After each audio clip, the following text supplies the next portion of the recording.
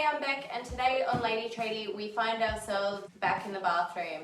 So this is another problem I've been having with toilets in this house, is that this toilet in my ensuite is continually running.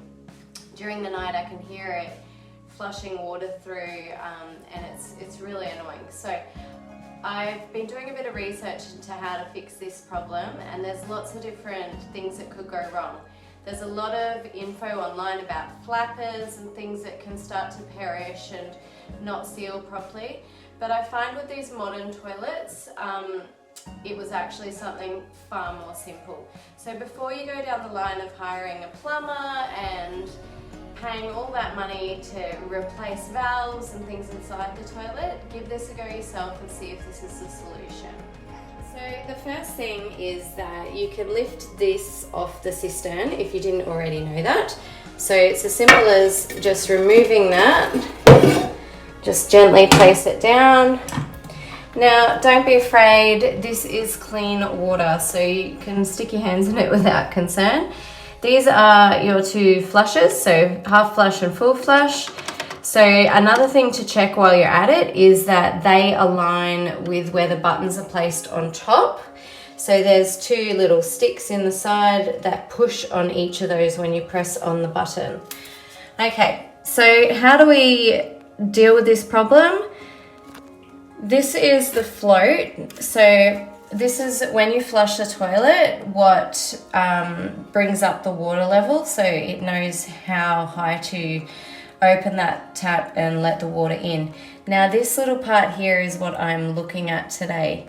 So if you turn this actually, you may need to use a screwdriver if it's slightly older. I found that this just rotates itself. So turning it clockwise, so in this direction, actually tightens it.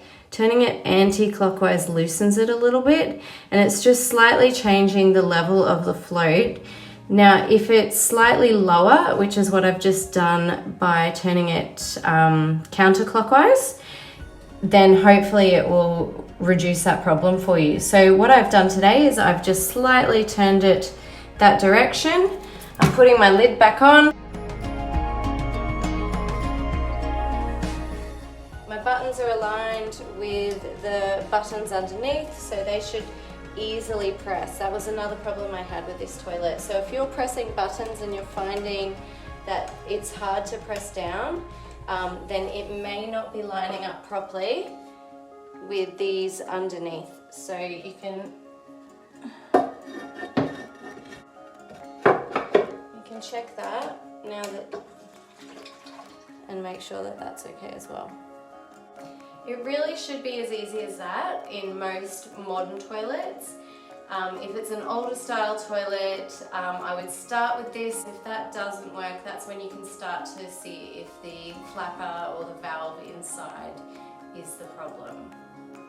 But hopefully this is the solution for most people in most homes these days. Good luck, happy flushing!